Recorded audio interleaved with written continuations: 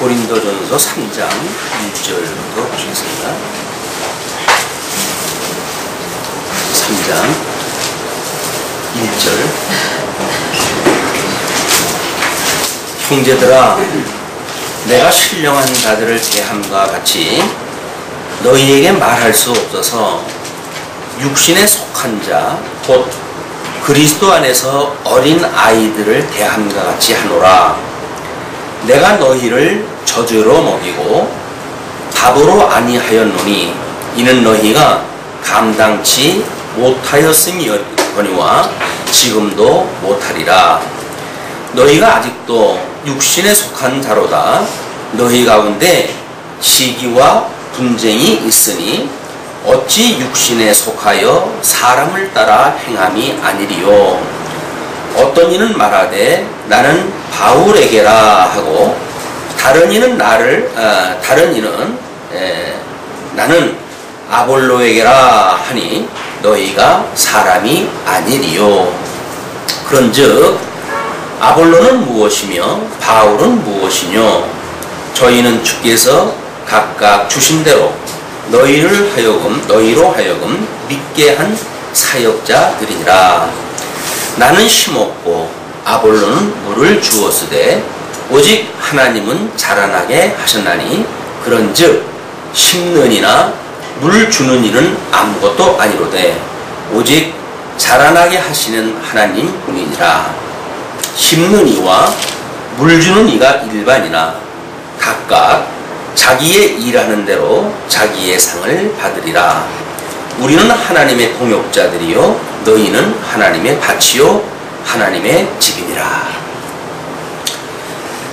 우리 고린도 교회의 대표적인 그 분쟁의 사건에 대한 이해가 직접적으로 이제 거론이 되어집니다. 물론 1장에서도 그런 그 일들이 언급이 됐죠. 1장 12절에 보니까 이는 다름 아니라 너희가 각각 이르되 나는 바울에게, 나는 아볼로에게, 나는 게바에게, 나는 그리스도에게 속한 자라 하는 것이니 그리스도께서 어찌 나뉘었느뇨? 바울이 너희를 위하여 십자가에 못 박혔으며 바울의 이름으로 너희가 세례를 받았느뇨? 라고 하는 문제를 가지고 세례의 문제가 지금 이 고린도 교회의 분쟁의 원인이었다고 하는 사실을 1장에서부터 거론이 된 바가 있습니다.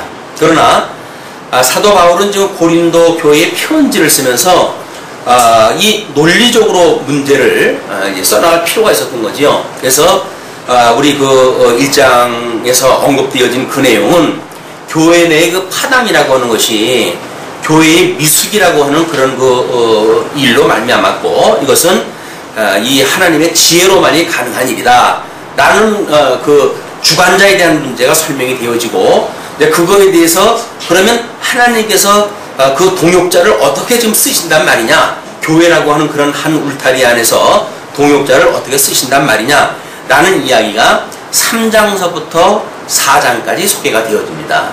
그러니까 그 3장의 내용은 지금 동그라미 1번으로 해가 나눠놨어요. 하나님의 일꾼이다 이렇게 나눠놓고 4장에 가서는 그리스도의 사도라고 하는 두 가지 맥락에서 지금 사도 바울은 자기의 입지, 이제 2차 전도 여행이 끝나고 그 3차 전도 여행 당시에 그 바다를 건너가지고 그 분쟁이 있다고 하는 소식을 듣고 자기에 대한 오해가 또 있었고 그래서 그 오해를 불식시키기 위해서 건너갔지만 고린도 교회 교인들이 그들을 영접하지 않으므로 눈물의 회양을 했다고 그랬잖아요. 그 눈물의 회양을 하고 이제 저 마게도냐 반도 위쪽으로 다시 돌아가면서 편지를 이 전서와 후서 이외에도 두 가지의 이 편지가 더 있지 않느냐 이렇게 봅니다. 그런 정도로 자기를 적극적으로 해명하려고 애를 썼어요. 왜냐면 고린도 교회는 적어도 자기가 자비량을 해가면서 이 교회를 세웠던 중요한 그런 그 교회인데 잠시 교회를 비우는 사이에 엉뚱한 거짓 교사들이 들어와가지고 성도들을 전부 혼란에 빠뜨려 놓은 겁니다. 그렇기 때문에 그 고린도 교회의 이 분쟁의 모습은 자기가 이 교회를 세우고 교육을 시켰을 땐 그런 그 문제가 없었겠지요. 그러나 그 이후에 나타난 문제이기 때문에 이것이 어떻게 이제 설득을 해서 하나님의 그 교회가 무엇인지, 하나님의 나라가 무엇인지 이거를 제대로 알려주어 가지고 세상 나라와 하나님 나라가 어떻게 다른 것인지를 알려줄 필요가 있잖아요. 그래서 우리가 이제 그 고린도 전서에 특별히 그 주제를 경외함을 배우는 교회라고 하는 타이틀을 이제 내세운 겁니다. 그래서 로마서에서는 하나님의 의에 대한 증거라고 했다면 고린도 전후서를 통해 가지고는 하나님의 나라가 과연 무엇인가에 대한 이런 그 주제를 가지고 지금 설명을 해 들어가고 있어요. 성경 전체의 구조는 그렇습니다. 그렇기 때문에 지금 3장에서 소개되어지는 이 지금 고린도 교회 이 사람들이 제일 잘 알고 있죠. 그 상황은. 그렇기 때문에 지금 그렇게 편지를 쓰는 거예요. 근데 그분들의 지금 왜 이런 문제가 일어났는지, 자기가 가르쳐 준 수준이 어느 정도인지 이걸 먼저 짚고 넘어갑니다. 그것이 3장 1절에서 이렇게 이야기를 해요. 형제들아, 내가 신령한 자들을 대함과 같이 너희에게 말할 수가 없어서 육신에 속한 자, 곧 그리스도 안에서 어린아이들을 대함과 같이 하겠다. 그 이야기예요. 어떻게 보게 되면 자존심 상할 일인지도 모릅니다. 저희는 이제 가끔가다 뭐 강론이 좀 어렵다든지 뭐 이런 그 어필을 하시기도 하잖아요. 그런데 다른 분들의 어떤 그 강론을 듣다가 보게 되면 저 사람들이 과연 그 강론을 듣는 사람들에 대하여 얼마나 인격적으로 무시하고 있으면 저런 이야기를 할까 라는 것이 심히 불편해요. 그렇지 않겠어요? 다 그래도 요즘 같은 세상에 전부 뭐 학박사들 모셔다 놓고 유치한 이야기를 가지고 성도들한테 강론을 하는 걸 보게 되면 성도들의 인격을 도대체 뭘로 알아보길래 저 사람들은 저렇게 강론하다 할까? 그게 몹시 아쉬웠던 부분이거든요. 최대한으로 여러분들한테 정말 지금 어떤 주 안에서의 그런 인격을 충분히 인정을 하고, 그래서 이제 뭐 충분히 이 정도의 설명이 가능하다고 생각이 들어가지고 어떻게 보게 되면 구조적으로나 또는 뭐 통시적으로 해가지고 뭐 성경 60권 전체를 가지고 그런 설명을 하다 보니까 성경이 어렵게 느껴지는 분들도 있어요. 그러나 우리가 이제 사도 바울이 지금 여기서 젖을 먹이는 것 같이 이렇게 이제 고린도 교회의 어린아이들을 대안같이 한다고 그러잖아요. 근데 주 안에서 우리가 가르치는 자가 배우는 자들에게 어린아이를 대함과 같이 한다는 이야기는 아주 극히 부분적인 영역입니다. 교회는 마찬가지죠. 뭐 교회 학교 아이들이라든지 하게 되면 그 교회 학교라고 하는 영역에는 어린아이들이 모여져 있는 곳이니까 그 어린아이들에 맞는 어떤 그런 교수법이라든지 뭐 이런 관계가 되어질 거예요. 그러나 적어도 주 안에서 다 성인들인데 성인인 성도님들한테 마치 무시하는 것처럼 뭐 세상에 아주 그 유치한 예를 들어가지고 뭐 설명을 한다든지 하게 되면 여러분들하고 자존심 상할 것 같아요. 차마 저는 그렇게 말씀을 못 드리겠습니다. 그렇기 때문에 아마 그런 어떤 이제 다른 그 강론을 들으시고 뭐 편하게 뭐 우스갯소리 해가면서 하는 막 그런 거보다는 뭐 분위기가 좀 딱딱할 수도 있고 그럴 수가 있겠지만은 그래도 내가 인격자다. 주 안에서 그래도 내가 뭐 어느 정도 성숙됐다. 라고 하는 마음의 자세를 가지시고 이제 저의 강론을 평가를 갖다 해주시는 게 좋겠다. 너무 어떤 그런 내가 그래도 나를 그래도 이렇게 어른으로 대접하니까 이 목사가 그래도 이렇게 하는 건데 이런 쪽으로 해가지고 이해를 갖다 해주셨으면 좋겠다는 생각이 듭니다. 왜냐면 지금 그 고린도 교회의 사도 바울의 그 평가는 내가 너희를 젖으로 먹이고 밥으로 아니하였다는 거예요. 과거에. 그리고 이는 너희가 감당치 못하였음이거니와 그때 당시에 복음을 처음에 가르칠 때에 그 고린도 교회 성도들이 완전히 어린아이 같은 그런 그 입장이니까 복음을 모르는 사람들에게 지금 복음을 가르치는 거 아니에요? 뭐 완전히 뭐 성경도 모르고 저 이방인들 출신이 많고 하다가 보니까 성경도 잘 모르고 하는 사람들한테 지금 이 복음을 증거해야 되니까 세상의 이치를 가지고 이제 설명하는 그런 이해도 많았겠죠. 그러니까 그것이 좀 저주로 먹이고 밥으로는 아니했다는 이야기예요. 그러면 지금 이제 이는 너희가 감당치 못하기 때문에 그랬다는 거 아니에요? 감당한다는 이야기는 성경, 구약 성경의 그 신약 성경에 언급되어지는 성경 구절이 뭐 1160구절이 적어도 구약 성경에서 직접 인용한 성경이랍니다. 그리고 한 300여 개의 그 구절이 구약 성경의 내용들을 나름대로 편집을 했거나 뭐 이 간접적으로 원용을 했거나 라고 하는 내용으로 지금 이 신약 성경에 그것도 기록이 되어져 있다는 거예요. 그렇기 때문에 구약 성경의 배경을 모르고는 신약 성경의 의미를 깨달을 수가 없습니다. 우리가 지금 신약 성경을 공부하고 있지만은 구약 배경을 알고 있다고는 전제하에 지금 이것이 이야기가 되어진단 말이에요.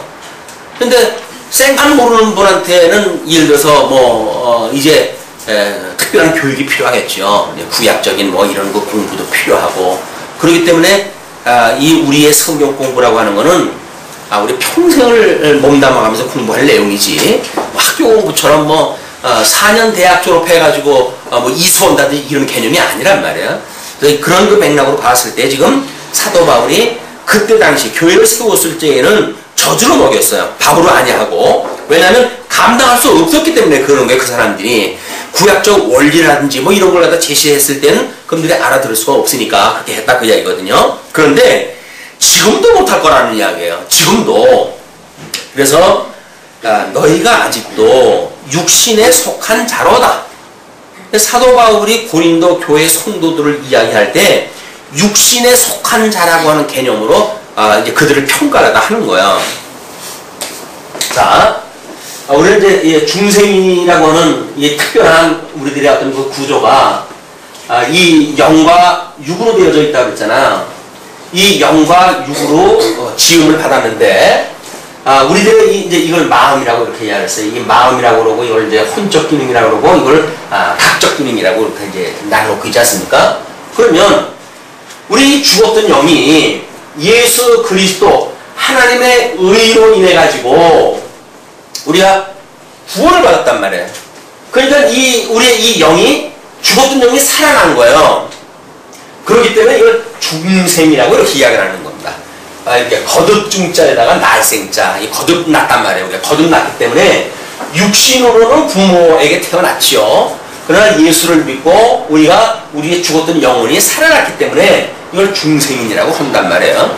근데 여전히 우리들의 이 마음은 이 육체의 소욕에 이렇게 걸쳐져 있는 마음도 있고 성령의 소욕에 걸쳐져 있는 마음도 있지 않습니까? 우리 중생의 특징은 두 마음을 가지고 살아가는 것이 특징이에요. 어떨 적에는 성령의 소욕을 따라 살아가고 어떨 적에는 육신의 소욕에 의해 가지고 우리가 이제 이 어떤 그 죄의 종로로서 하면서 살아가는 것이 중생의 특징입니다. 그런데 지금 그 고린도 교회의 상황이 뭐냐면 지금 그 3절에서 이야기하는 것이 너희들한테 시기와 분쟁이 있다. 현재 이 시기, 분쟁 이것이 있단 말이에요. 그러면 사도 바울은 지금 시기라고 하는 표현을 썼잖아요. 그럼 이 시기라고 하는 것이 구약적 배경을 모르는 분들은 시기 그건 우리들이 통상적으로 알고 있는 개념으로 이걸 쓸 거 아니겠어요. 그러나 구약적 배경을 알고 있는 사람들의 시기와 구약적 배경을 모르는 사람들이 가지고 있는 시기는 다릅니다. 왜냐하면 구약적 배경을 가지고 우리가 있다고 한다면 하나님이 에덴 동산에서 이제 내쫓아가지고 전부 죽은 인생이 됐던 거 아닙니까? 거기 아담에게 하나님께서 가인과 아벨이라는 두 아들을 주는데 그 아벨이라고 하는 사람은 하나님이 기뻐하시는 뜻을 따라서 제사를 드렸고 가인이라고 하는 인물은 자기가 이제 하는 직업에 따라서 곡물로 하나님 앞에 제사를 드렸단 말이에요. 근데 하나님께서 가인의 제사를 받지 아니하시고 아벨의 제사만 받으십니다. 이때에 가인의 마음에 사탄이 발동을 시킨 게 뭐냐면 이 시기예요. 동생은 왜 동생 재물은 받고 내 재물은 안 받느냐? 라고는 하나님의 절대 주권적인 사역을 이걸 무시한 채로 자기 기준으로 봤을 때 내가 형이 보는데 내 걸 뭐 받지, 동생 건 받고 왜 내 건 안 받느냐? 라고 하는 그 발동되어졌던 심리가 시기심이라고 하는 이 심리입니다. 그렇기 때문에 죄의 그런 원뿌리인 아담으로부터 이렇게 내려와가지고 아담의 불순종으로 해가지고 최초의 살인사건이 만들어지고 했던 이 시기심의 이 본질은 구약적 배경을 아는 사람들은 시기와 이렇게 이야기를 하면서 그 아담 때로부터 그 수많은 사람들의 이 시기로 만들어진 이 역사, 이걸 알고 있었을 거란 말이에요. 그분들이 알고 있는 시기와 전혀 그런 역사적 배경이 없이 그냥 고린도 뭐 다른 데서 적당히 그냥 뭐 이렇게 하다가 전쟁에 나가지고 노예로 끌려온 사람들, 뭐 성경의 표현에 풍족한 사람들이 많지 않고 유명한 사람들이 없다고 하는 걸로 보아서는 어중이 떠중이 모인 거란 말이에요. 지금 그런 사람들이 이 사도 바울의 이 표현도 지금 어린아이에게 내가 젖을 먹이는 거 한다고 하지만 여전히 이 젖도 보통 고난이도의 젖이 아닌 거예요. 사도 바울의 이야기는. 그러나 그냥 그들이 그냥 통상적으로 사용하고 있는 시기의 개념을 가지고 있었던 고린도 교회의 상황, 이렇게 봤을 적에는 이걸 시기라고 한다, 뭐 이거 다 알겠죠. 이건 뭐 이걸로 해가지고 분쟁이 일어났다 라고는 통상적인 용어로 해가지고는 설득이 되겠지만, 이것이 구약적 배경으로부터 나오는 복음적인 원류를 따라가지고 가기에는 한계가 있는 거예요. 그걸 어린아이들에게 지금 젖을 먹이는 것 같이 한다라고 하는 그런 이 사도 바울의 고충이 담겨져 있는 이야기입니다. 그렇기 때문에 지금 시기와 분쟁이 있으니 어찌 육신에 속하여 사람을 따라 행함이 아니겠느냐? 그죠? 이런 것이 있는 걸로 보니까 너희들의 이 육체가 어떤 성령의 인도함을 받아가지고 나타나는 열매가 아니라 철저히 사망에 의해 가지고, 우리 사망의 법이 우리 안에 있다고 이렇게 이야기를 했잖아요. 여기 생명의 법이 작동을 한다 하는 시스템이라고 그랬어요. 이건 생명의 법이 작동을 하는 시스템이고, 사망의 법이 작동하는 시스템 속에 우리가 이제 살고 있으니까. 근데 성령께서 우리의 이 몸을 쳐가지고 성령의 소욕을 따라 살아가게 하면 의의 종으로 살아가게 되어지지만, 성령께서 우리를 놔버리게 되면 우리는 사망의 법 아래서 죄의 종으로서 할 수밖에 없는 것이 이 중생인의 한계란 말이야. 또 우리가 구원을 받았다고 하지만 여전히 하나님의 이 은혜가 우리로 하여금 끊임없이 하나님의 성령의 소욕을 따라 살아갈 수 있도록 하는 것은 하나님의 이 은혜로부터 말미암는 거 아닙니까? 근데 하나님의 은혜는 비가시적인 영역에 있는 거 아니에요? 영적인 거니까. 근데 우리 1장 1절에서부터 9절까지 선언을 이야기를 하면서 세 가지를 이야기했다고 그랬죠. 우리 시간과 공간과 형상이라고 하는 이것이 이 영원한 세계를 이렇게 구체화되어진 세계 속에 드러낸 것이 계시세계라고 했어요. 그럼 이 계시 속에서 나타난 것이 뭐냐면, 이제 우리 이 시간 세계에서 그렇게 이야기를 해요. 너희들을 끝까지 경고케 하시겠다, 이렇게 이야기를 해요. 경고케. 하나님께서 끝까지 붙들어 주신단 말이에요. 이게 견인, 끝까지 우리 붙들어 주신다.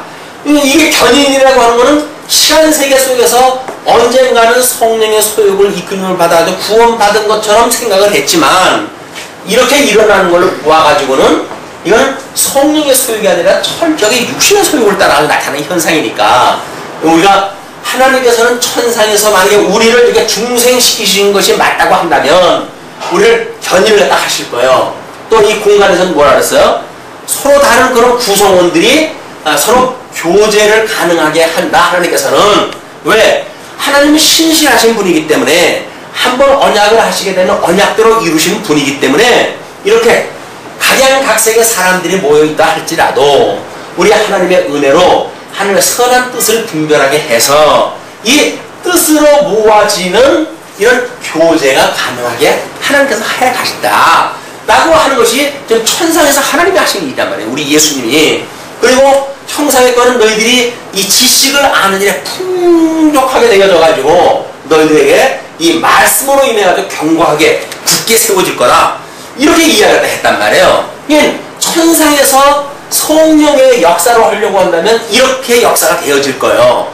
그런데 그 성령의 역사가 하나님의 뜻이 아직 실현이 되지 아니하는 상황을 보니까 지금 시기와 분쟁이 일어나고 있으니까 이건 중생이 되어졌다고 한다면 성령의 소욕을 따라 살아갈 터인데 너희들이 이런 걸로 일어나는 걸 보니까 성령의 소욕이 지금 작동하는 것이 아니라 철저하게 이 육체의 소욕의 작동 속에 너희들이 살아가고 있다. 그런 거 이야기예요.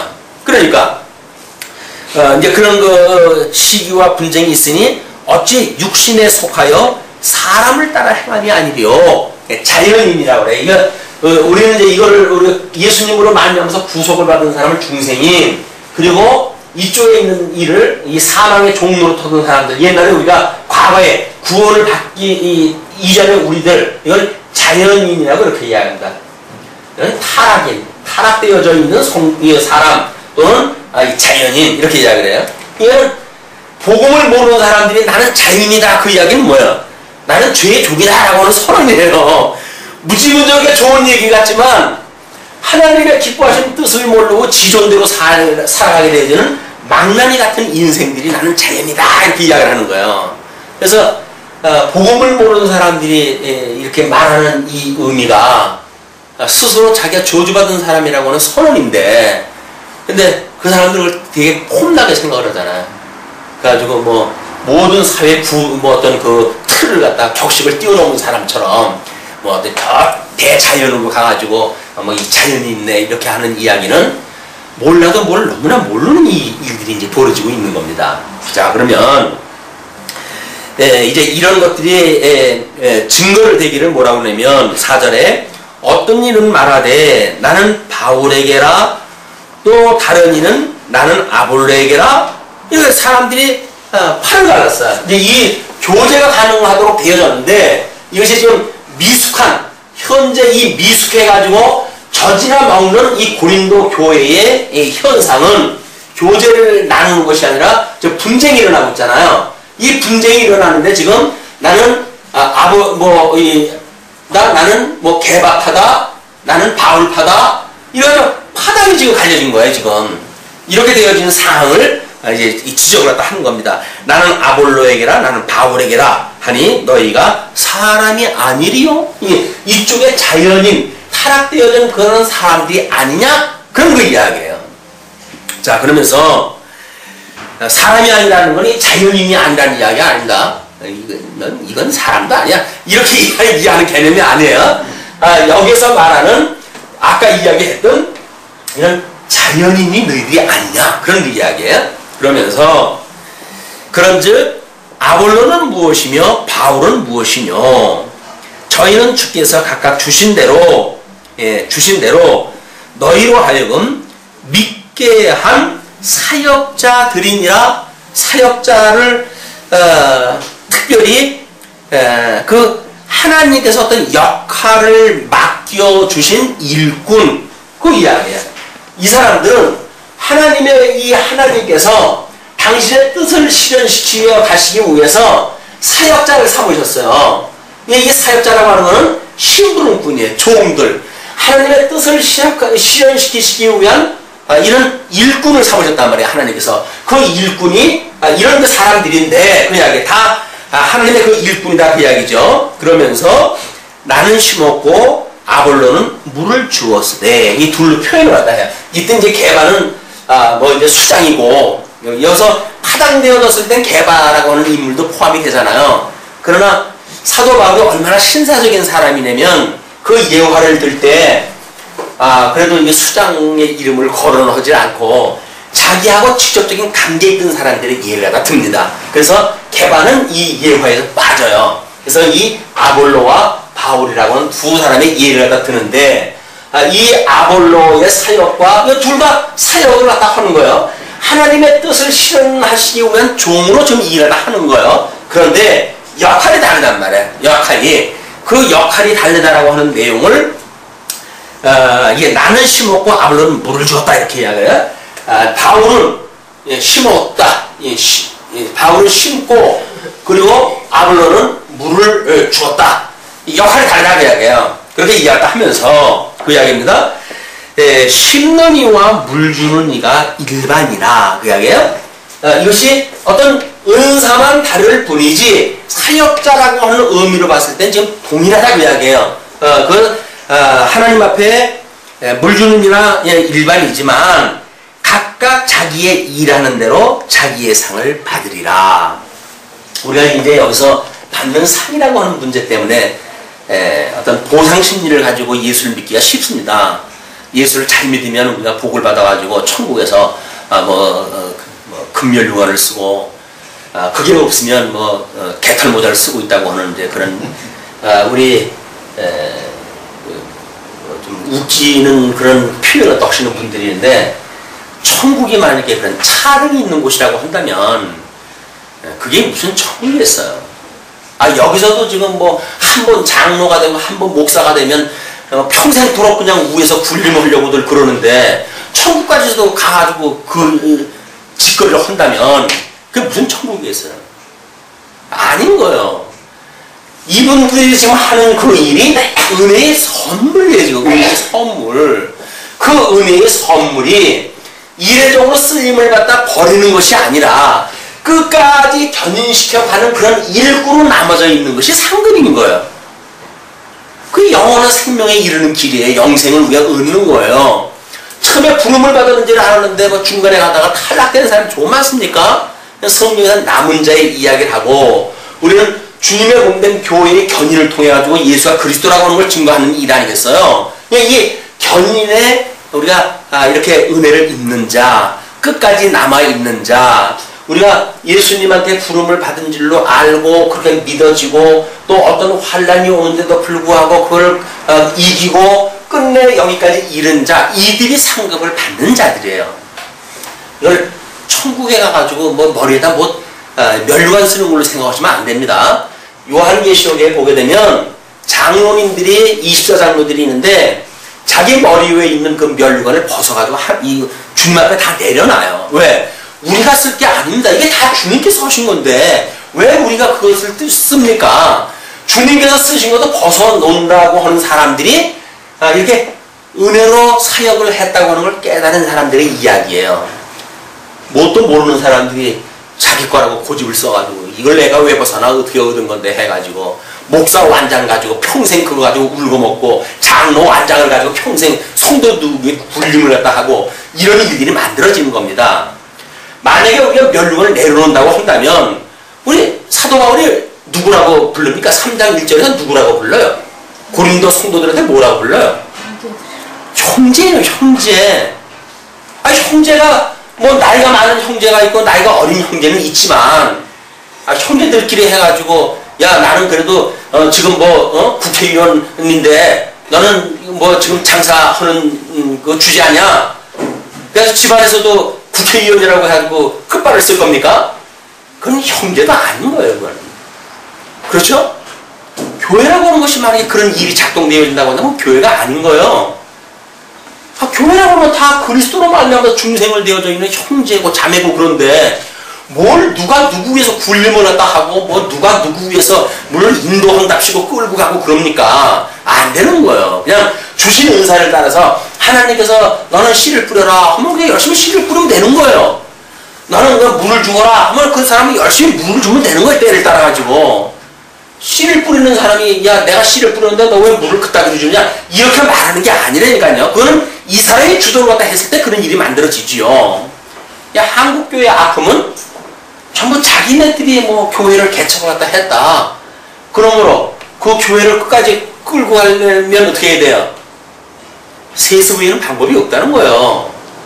이게 도대체 무슨 이 복음에 대한 걸 이 고린도전서 아주 이 젖을 먹이는 고린도 교회에 했던 그 말기도 이 복음의 내용도 모르니까 그런 일들이 만들어지지. 주님께서 해가신다는 거 아닙니까? 자기가 아니면 세상이 안 돌아가는 것처럼 생각이 드는가 봐요? 이 목사 당장 오늘 저녁에 우리 하나님 불러가시게 되면 내일 하나님께서 또 여기 일꾼 세우시죠.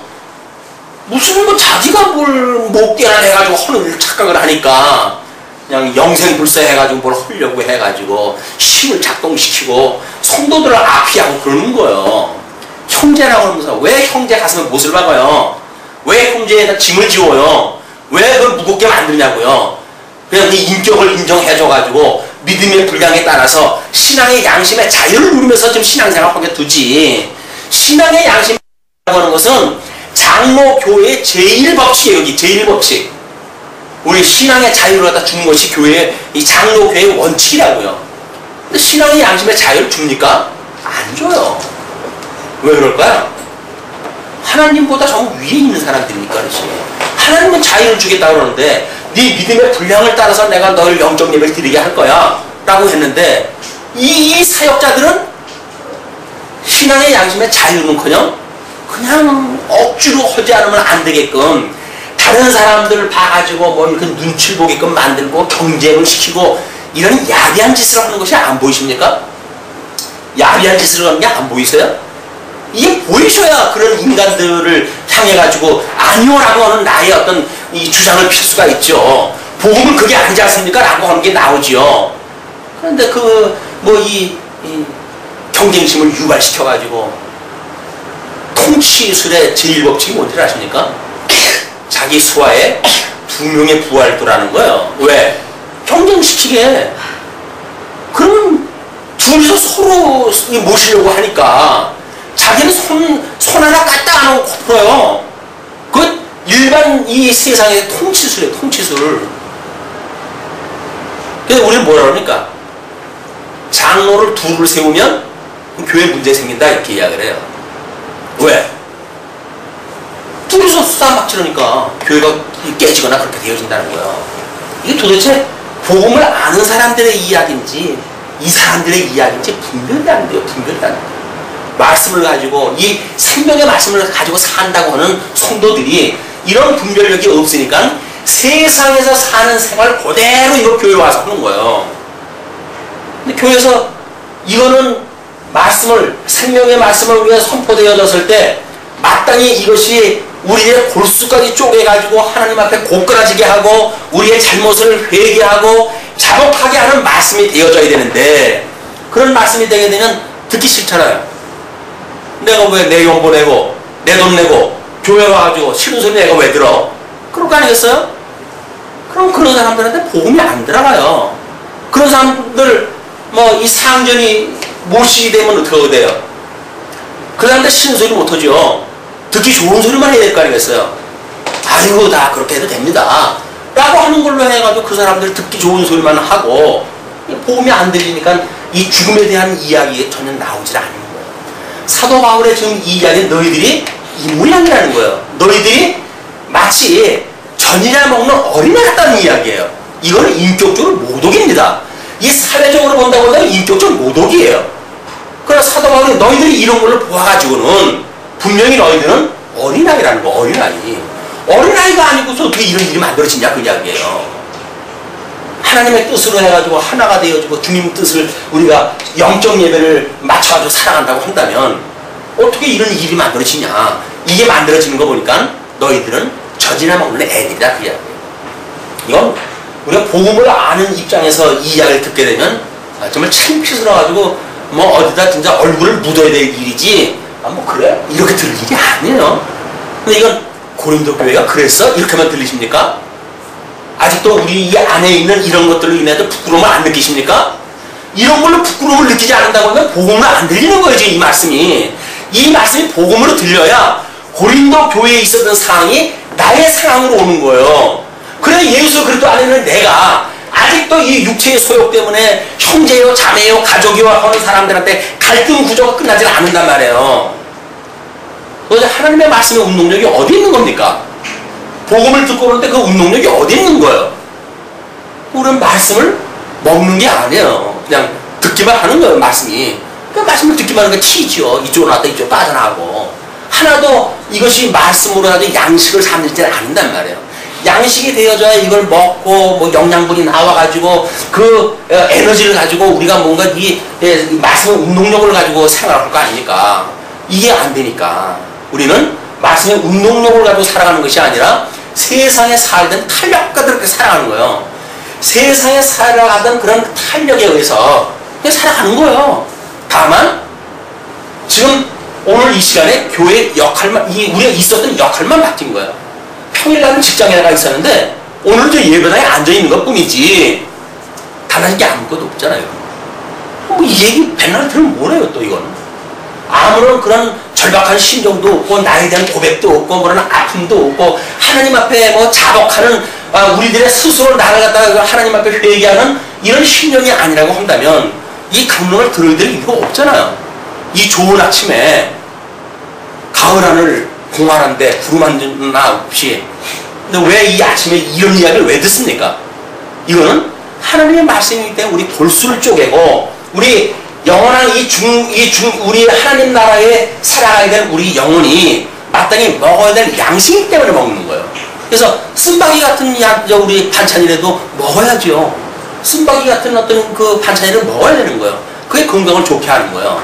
쓴바귀 같은 거 다 빼내고 어린애처럼 초콜릿만 먹겠다고 하면 뭐 영원히 그건 교회에서 맨날 초콜릿만 먹고 사는 거예요. 듣기 좋은 얘기만 하고 조금 뭐 자기한테 덜 쓸리는 이야기가 들리게 되면 나한테 지금 하는 얘기야? 제가 왜 그걸 누구한테 질문 골랐다 해요? 지금 성경 이야기도 하는데 우리는 그런 오해로잖아요. 그게 무서우니까 목사님이 말을 못해요. 자, 우리는 하나님의 동역자들이요. 동역자라는 게 하나님의 동역자. 이 사역자는 하나님이 하시는 일을 하니까 동역자지요. 그런데 우리는 하나님의 동역자들이요. 너희는 하나님의 밭이요. 하나님의 집이니라. 해가지고 그 예를 이렇게 지어서 가는 거를 집이라고 하는 것하고 밭이라고 하는 것으로 두 개를 예를 들어요. 이제 그러니까 예수님이 이 땅에 오셔서 복음을 증거할 때 하나님 나라의 예를 드는 걸 보게 되면 이 두 가지예요.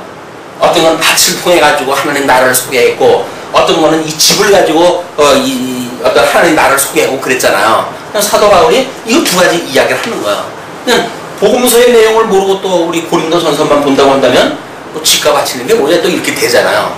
그러니까 복음서를 우리 이해를 한다고 한다면 이걸로 통해서 알 수가 있죠. 물론 이거는 구약적인 배경을 통해서 만들어진 그런 그 예화들입니다. 이게 그냥 구약 성경에서 어떻게 하나님께서는 그들을 하나님은 농부로 또는 이스라엘 백성들을 밭으로 또는 하나님께서는 이 집을 짓는 그런 그 몫으로 또는 그 이스라엘 백성들은 지어져가는 집으로 설명되어졌는지 뭐 이건 성곽을 짓는 일로부터 성전을 짓는 일로 다 포함되어지는 일이겠죠. 그런 개념으로 이제 이해를 하는 겁니다.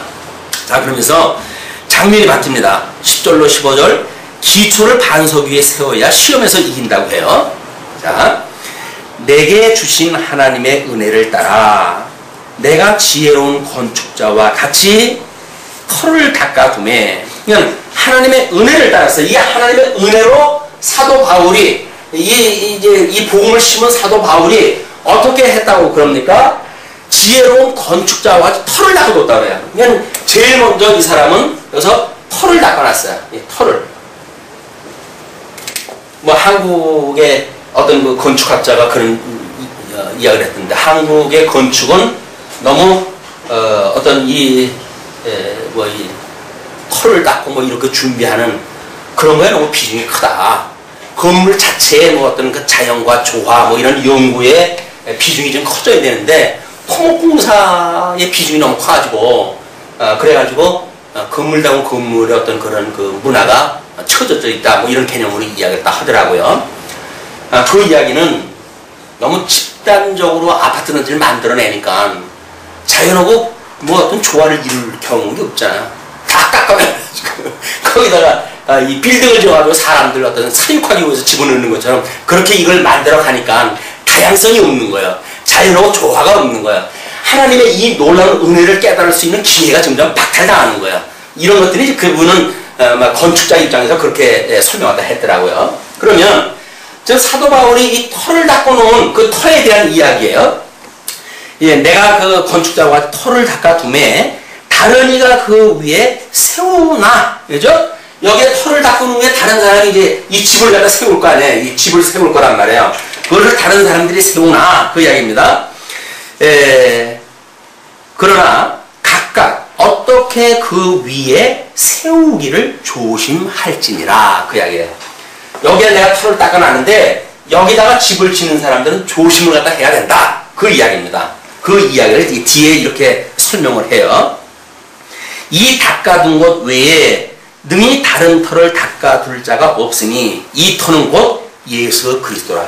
이 터가 지금 사도 바울이 터를 닦아놓은 그 기본이 뭐냐면 예수 그리스도라고 하는 터예요. 이 터를 닦아놨어요. 이걸 위해 사도 바울은 뭐라 했어요? 베드로는 주는 그리스도시요 살아계신 하나님의 아들이십니다 라고 하는 신앙 고백을 갖다 했잖아요. 예수님께서 이 신앙 고백을 들으시고 내가 너의 이 신앙 고백 위에 주님의 몸된 교회를 세우신다고 약속을 갖다 했어요. 이 교회를 세우는데 어떠한 음부의 권세에 그 공격에도 무너뜨리지 못하는 교회를 세우겠다 이렇게 약속을 갖다 했잖아요. 이 마태복음 16장에서 이렇게 약속을 했어요. 그러니까 지금 터라고 하는 이름은 단순하게 예수 그리스도라 이렇게 이야기를 했지만 이건 복음서로 거슬러 올라가게 되면 예수는 그리스도요 하나님의 아들이라고 하는 신앙 고백이 나오고 이 신앙 고백은 구약 성경대로 이루신 예수 그리스도의 사역을 통해서 만들어진 고백 아닙니까? 그냥 구약적 배경을 모른다고 한다면 이 그리스도 기름 부음 받은 자의 의미를 모르겠죠. 구약 성경에서 이 기름 부음 받은 자 어떤 집지에 대한 문제가 통해 가지고 하나님 나라를 창건했던 것이 사무엘서라고 했잖아요. 사무엘서에서 왕직에 대한 질서, 선지직에 대한 질서, 제사직에 대한 질서 이거를 제대로 만들어져야 그게 교회의 체제가 만들어지는 거예요. 지임자의 역할들이 나눠져가지고 분업화되어지고 이래서 하나님께 주신 이 사역을 원활히 할 수 있는 것이 기름 부음 받은 자들의 역할이다.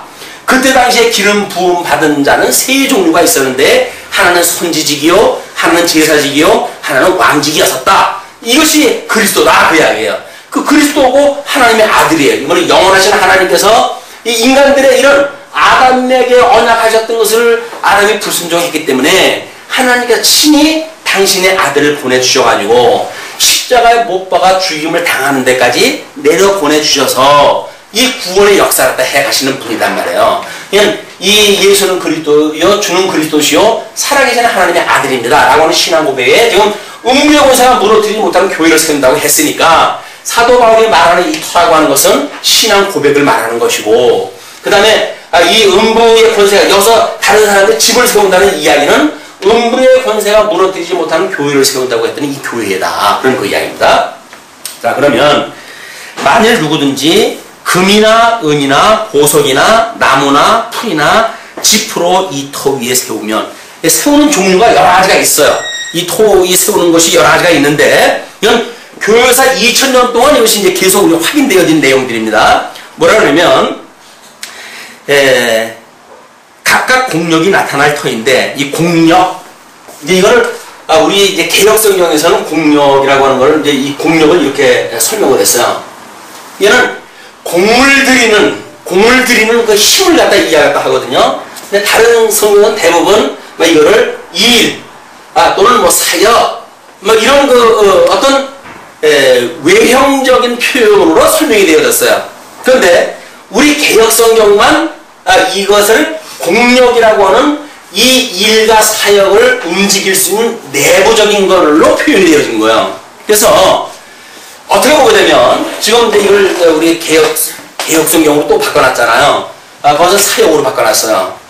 그거는 공력이라고 하는 그 이름으로 잘 표현되어졌던 거를 너무 평이한 방법으로 이걸 바꿔놓은 거라고 보여져요. 왜냐면 우리 모든 사물은 내면적인 것이 있고 외형적인 것이 있습니다. 이 외형적인 일이나 사역이라고 하는 그것은 내부적인 어떤 파워에 의해서 이게 작동되어질 거 아니겠어요? 그래서 우리 개역 성경은 공력이라고 하는 것을 여기다가 표현을 했는데 다른 성경은 외부적인 걸 썼단 말이에요. 그냥 본질의 세계를 보기보다는 외형적인 세계를 볼 수밖에 없는 형식적인 걸 볼 수밖에 없는 한계가 번역에서 나타납니다. 그러나 이건 시대를 따라가면서 이해관계에 의해서 번역이 달라지고 그러지 않겠어요? 우리 다행히 아직도 우리가 성경을 바꾸지 않아가지고 개역 성경을 보고 있으니까 이 공력이라고 하는 것은 그런 맥락에서 매우 의미가 있다. 말씀 운동이라고 하는 것이 바로 이 공력이에요. 공력. 우리가 말씀 운동이라고 하는 어떤 운동력, 그 힘이란 말이에요. 힘. 그러니까 이거를 하나님이 절대 주권을 가지고 은혜를 따라서 우리들로 하여금 공을 들이게 하는 힘, 우리들의 내면 세계를 움직여가지고 뭔가 바깥으로 이 사역을 감당하게 하시는 일, 이런 그 일이기 때문에 아마 우리 개혁성경에서 보는 이 공력을 오히려 더 이 해석적으로 해가지고는 그 해석을 우리가 썼으면 좋겠다라고 하는 개인적인 바람이 있습니다. 그런데 그런 그 공력이 나타날 터인데 그 날이 공력을 밝히리니 이제 어느 거라면 그 이유를 이렇게 이는 불로 나타내고 그 불이 각 사람의 공력이 어떠한 것을 시험할 것입니다. 매우 중요한 우리 이 견인의 원리하고 직결되어지는 문제입니다. 자, 이 기초 위에 우리가 주는 그리스도 살아계신 하나님의 아들입니다 해가지고 우리 칭의의 은혜를 깨달았어요. 이걸 우리가 뭐 이제 중생이라고 그렇게 이제 믿고 살아가지 않습니까? 그런데 이 공력을 가지고 말씀의 운동력에 의해서 우리가 뭔가 일을 갖다 해가고 교회 봉사도 하고 뭐 신앙을 우리가 키워가지 않았겠어요? 이 신앙에 이걸 키워갔는데 어느 시험이 닥치는 거예요. 시험이 닥쳤을 때 우리가 에이 아닌가며 라고 해가지고 포기하는 사람들은 이 불에 다 타버리고 없어지는 사람들이에요. 이것이 끝까지 해가지고 이 견인회까지 가지를 못하고 내가 구원받았다고 그러니까 구원받았는가 보다 이렇게 살고 신앙생활을 해왔는데 아주 지극정성으로 해가지고 해왔어요. 근데 어느 날 사업이 다 망가졌어. 그러니까 이 사람이 아니 예수를 믿으면 뭐 안 되는 것도 돼야 되는데 뭐 되는 것도 망하느냐, 예수 이거 믿는 거 내가 잘못 믿었다 해가지고 포기하게 되어지게 되면 그 사람들이 쌓아놨던 이 모든 일들은 다 없는 거예요. 이게 빈 거예요. 빈 거. 거기가 빈 집을 지어놨던 것 뿐이에요. 본인이 어느 날 시험이 닥치게 되면 이게 다 없어진단 말이에요. 근데 우리가 말씀의 운동력에 의해서 어떤 생명이 공력에 의해서 뭔가를 지어갔다고 한다면 아무리 비바람이 치고 이렇게 해도 예수님이 산상수훈에서 뭐라고 설명을 하시죠? 반석 위에 집을 짓는 자는 이 비바람이 불어도 창파가 몰아쳐도 이 집이 무너지지 않는다고 하잖아요. 근데 모래 위에 집을 짓게 되면 아무리 잘 나가는 이런 것 같지만 어느 한순간 싹 으드져 버리는 거예요. 왜 예수 믿다가 엉뚱한 데로 갑니까? 왜 절로 가고 뭐 어디로 이렇게 가고 그럽니까? 요즘 한국교회 다른 교로 빠져가는 사람들이 많다 그러는데 그냥 공력시험에서 전부 무너진 사람들이에요. 시험을 우리가 이 교회 생활을 하신다는 게 뭔지를 아시겠죠? 이건 생명이에요, 생명. 그냥 끊임없이 내가 살아있는가가 확인되어져야지 그냥 세상에 살던 어떤 탄력에 의해서 과거에 교회 생활하던 탄력에 의해서 그냥 나와져 있는 종교 생활이라고 한다면 아무런 의미가 없다 그 이야기예요. 자, 그렇지만 이렇게 이야기를 합니다. 각각 공력이 나타날 터인데 그날이 공력을 밝히리니 이는 불로 나타내고 그 불이 각 사람의 공력이 어떠한 것을 시험할 것입니다. 만일 누구든지 그 위에 세운 공력이 그대로 있으면 상을 받고, 그대로 있다는 이야기는 뭐예요? 여기까지 이르게 되면 끝없는 환란이 있는 거 아니에요?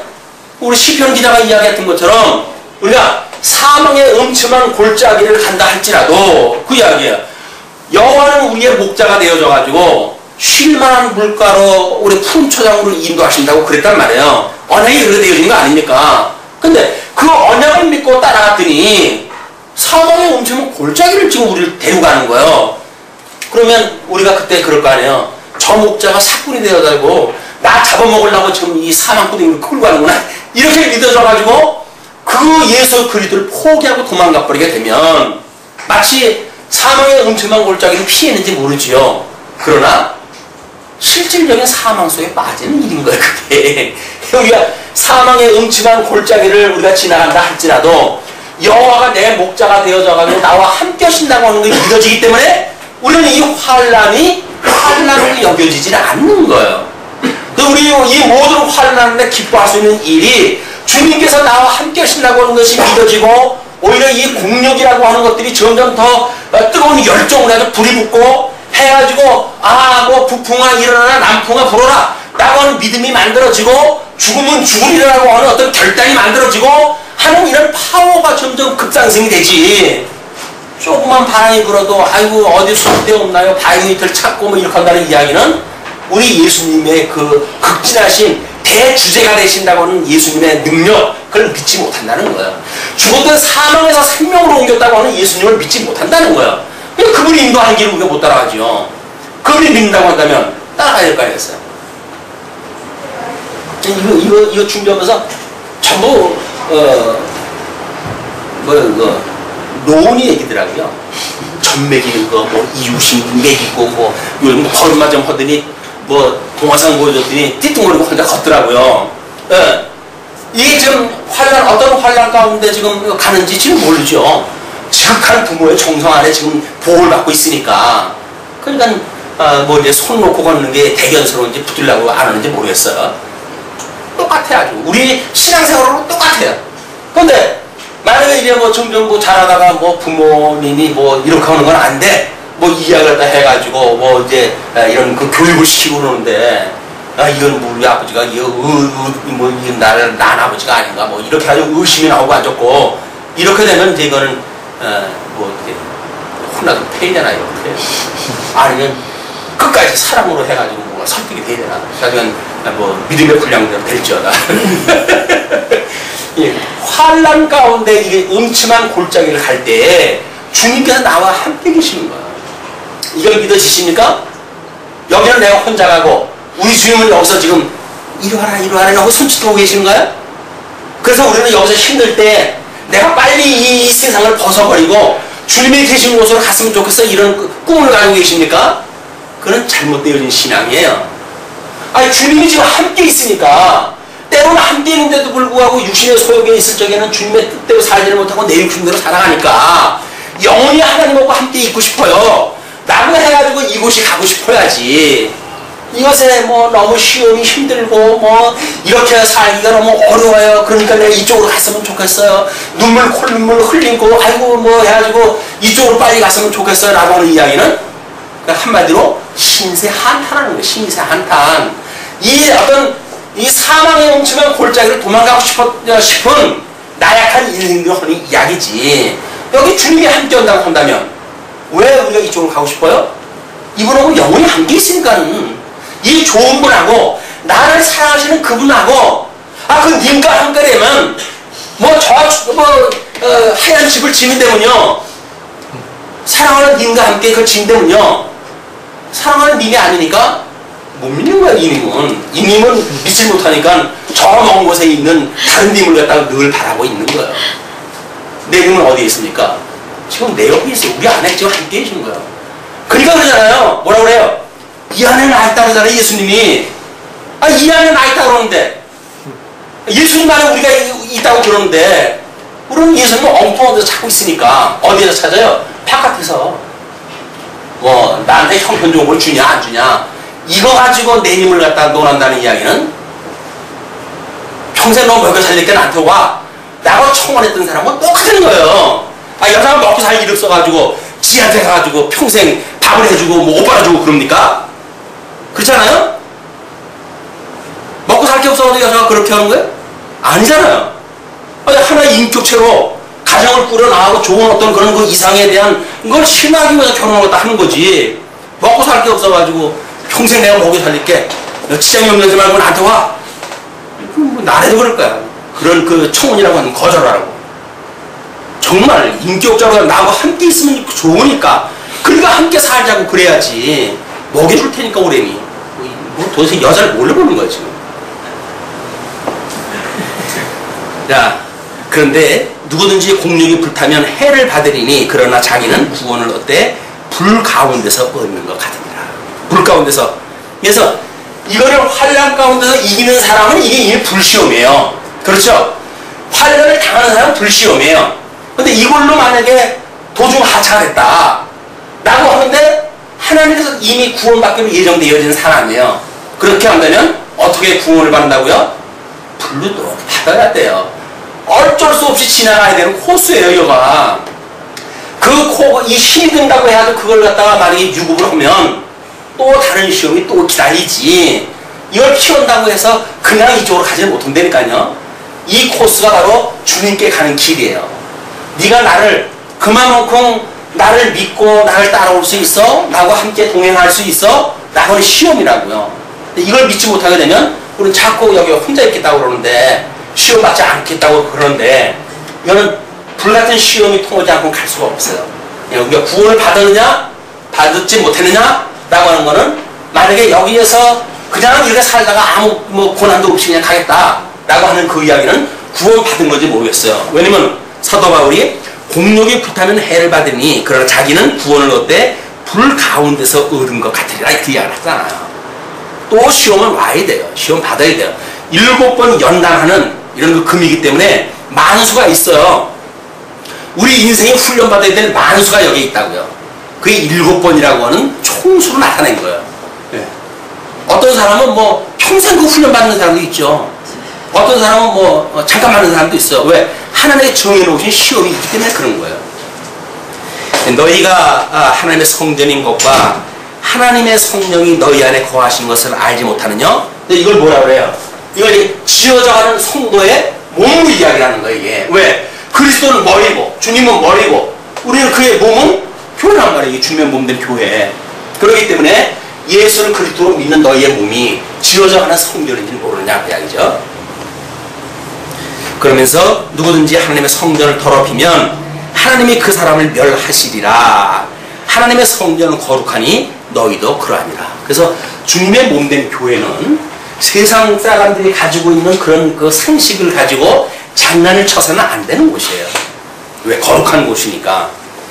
18절 아무도 자기를 속이지 말라. 너희 중에 누구든지 이 세상에서 지혜 있는 줄로 생각하거든 미련한 자가 되어라. 그리하여 지혜로운 자가 되리라. 이 세상지혜, 여기서 가지고 있는 이 세상에 있는 지혜를 가지고 마치 그것이 자기의 어떤 공력이라고 하는 그 지혜로 착각을 했다 하는데 그러지 말라 그 이야기예요. 이 세상 지혜는 하나님께 미련한 것이니 기록된 바 지혜 있는 자들로 하여금 자기 괴율에 빠지게 하시는 이라 하였고, 그리고 또 주께서 지혜 있는 자들의 생각을 뭘로 아신다고요? 여기서 말하는 이 지혜를 뭘로 아신다고요? 헛것이라고 그래요. 왜 헛것이라고 그랬습니까? 하나님께서 우리 아담을 이 타락한 데 어두움에 내어버려 두었을 때에 우리의 이 지성이 어떻게 되어야 된다 그랬어요? 비인다는 허망해야 된다. 허망한. 우리의 이 지성이, 이 혼적 기능이 허망하여져서 우준하여 되고, 우리는 마치 여기에 무슨 뭐 지식이 깍깍 찬 것 같은데 하나님께서 보시기에는 빈 거예요. 왜? 마지막 불타면 남은 거 아무것도 없는 빈 거. 그걸 가지고 지혜라고 하니까 너희들의 그것은 바로 빈 것이다 그 이야기예요. 예, 그러므로 그런즉 누구든지 사람을 자랑하지 말라. 만물이 다 너희 것임이라. 우리가 사람 앞에 신앙생활을 하는 거 아닙니다. 사람 앞에 신앙생활을 하는 것이 아니라 끊임없이 살아계신 하나님, 그 하나님 앞에서 우리가 신앙생활을 해가는 거예요. 그렇게 해갖고 어미한 하나님, 자비로우신 하나님, 그 하나님 기억날 때마다 이 뜻을 분별하지. 사람들 눈치 보면서 뭐 이렇게 할까 저렇게 할까 이렇게 하는 것은 지혜로운 일이 아니다 그 이야기예요. 그럼 왜냐하면 이제 그런즉 너희 누군지 사람을 잘하지 말라. 만물이 다 너희 것입니다. 바울이나 아볼로나 게바나 세계나 생명이나 사망이나 지금 것이나 장래 것이나 다 너희 것이요. 만약에 우리가 부름을 받았다고 한다면 이 생명세계에 있는 것이나 이쪽 사망세계에 있는 것이나 이쪽에서 이 집을 지어갔을 때 이렇게 씨를 뿌려주었던 사람이나 또 이렇게 물을 주어가지고 자라게 했던 이 견인에 이렇게 했던 이것이나 이것이 장래의 일이나 지금이나 다 누구의 것이라고요? 지어져 하는 성도의 것이다 그 이야기. 우리들의 것이에요. 우리들의 것. 이 사망도 우리한테 같이 온 거예요. 이게 육체의 소욕에 우리한테 그냥 두신 거는 왜 가나안 땅을 하나님이 약속을 하시고 이스라엘에 집어넣고는 금방 안 얻됩니까? 그 배란간 없어지게 되면 이 땅 다 망가져요. 그렇기 때문에 그 땅을 보존하기 위해서 남겨놓는 거예요. 그거를 남겨둬가지고 조금씩 왜 자라가는 것만큼 이 땅을 차지하도록 하나님께서 섭리하다 해가신다. 그 이야기입니다. 너희는 그리스도의 것이요. 이것은 이렇게 중생이라고 표현했다 했는데 이것은 누구의 것이에요? 이건 그리스도의 것이에요. 그리스도는 우리 하나님이 당신의 영광의 이 본체가 되시는 하나님께서 본체가 되시는 하나님께서 광채를 해가지고 예수님을 보내주셨잖아요. 그러니까 하나님이 예수님을 보냈어요. 그러니까 이 예수님은 하나님 안에 있어요. 우리는 예수님 안에 있어요. 그러니까 우리가 누구 안에 있는 거예요? 결국 하나님 안에 있는 거예요. 그 너무나 커가지고 보이지 않는 하나님, 그 하나님이 오늘도 우리의 생명과 호흡을 준양하시고 우리의 앞길을 하나님의 기뻐하시는 뜻을 따라서 인도하신다. 모든 거 내려놓고 그분을 의지하고 한 주 동안 은혜의 장조 아래 매달려 살았으면 좋겠어요. 모든 걸 하나님의 은혜라고 생각을 하고 좋은 행복한 한 주간을 빌면서 말씀 주시겠습니다. 기도하시죠.